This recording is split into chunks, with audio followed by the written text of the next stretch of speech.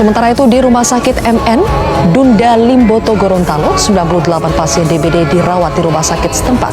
Hari ini pemirsa 3 warga Kasus demam berdarah di Provinsi Gorontalo saat ini mencapai 227 kasus dengan 1 kasus meninggal dunia.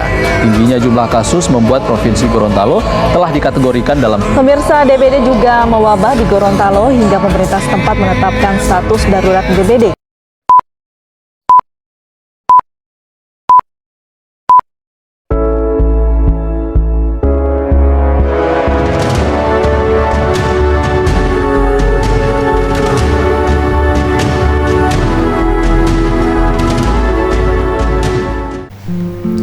Assalamualaikum warahmatullahi wabarakatuh. Selamat pagi Bapak Ibu. Salam sejahtera untuk kita semua. Perkenalkan, saya Amelia Pakaya, mahasiswa semester 2 Fakultas Kesehatan Masyarakat, Program Studi Ilmu Kesehatan Masyarakat, Universitas Gorontalo. Sebelumnya saya ucapkan terima kasih kepada Bapak Ibu yang telah meluangkan waktunya untuk mendengarkan sedikit edukasi dari saya terkait dengan penyakit demam berdarah.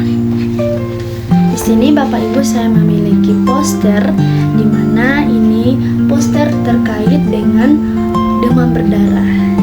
Waspada demam berdarah. Seperti yang kita ketahui bersama Bapak Ibu bahwa demam berdarah ini merupakan penyakit yang sangat berbahaya di kalangan masyarakat saat ini.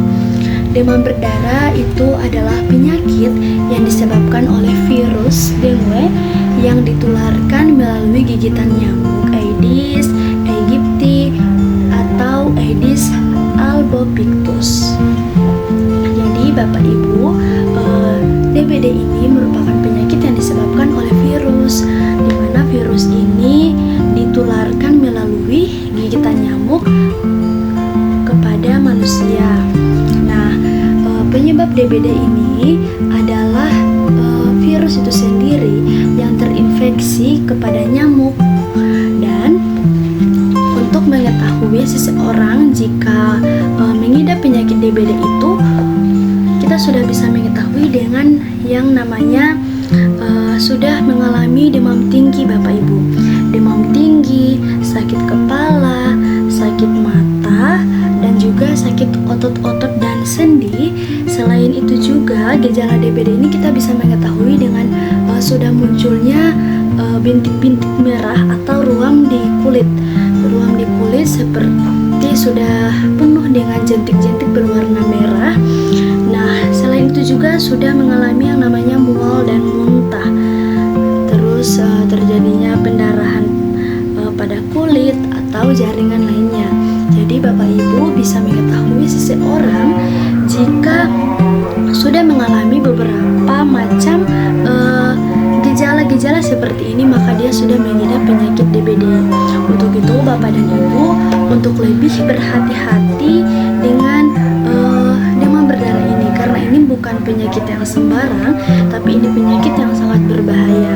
Dan penyakit ini juga sudah banyak sekali ditemukan di kalangan masyarakat, karena masyarakat saat ini seperti yang telah saya teliti kemarin, masyarakat saat ini lebih sering membuang sampah sembarangan, menumpuk-numpuk sampah, dan juga membiarkan genangan-genangan air di mana-mana saja.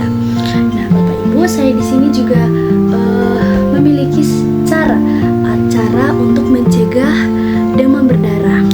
Nah, cara untuk mencegah demam berdarah itu dengan melakukan 3M, yaitu menguras, menutup, dan mengubur. Menguras di sini berarti kita menguras tempat penampungan air, di mana tempat penampungan air ini tidak boleh dibiarkan, karena penampungan air inilah yang menjadi timbulnya jentik-jentik nyamuk yang akan menyebabkan penyakit demam berdarah itu sendiri Bapak Ibu. Selanjutnya menutup tempat penampungan air. Dengan menutup tempat penampungan air ini, maka genangan air itu akan aman dari yang namanya jentik-jentik nyamuk.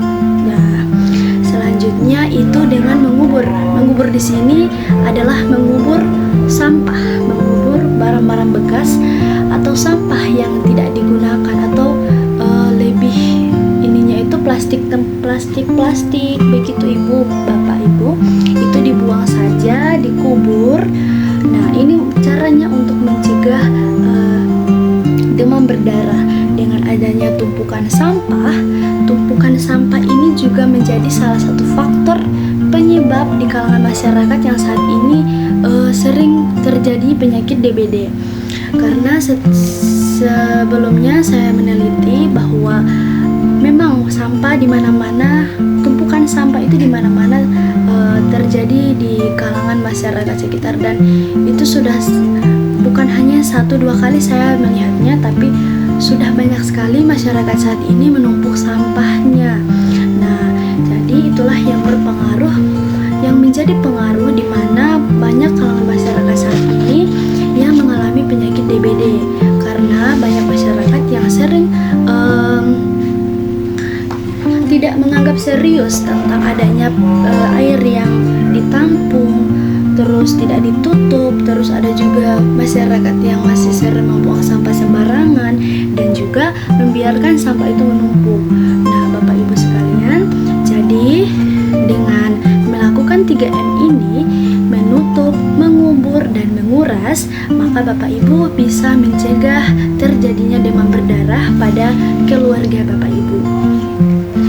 Baik Bapak Ibu, sebelum terima kasih sudah mendengarkan sedikit edukasi dari saya terkait demam berdarah. Mohon maaf apabila terdapat kesalahan. Billahi taufiq wal hidayah. Wassalamualaikum warahmatullahi wabarakatuh. Ayo cegah demam berdarah sekarang juga demi keselamatan diri sendiri, keluarga, dan masyarakat.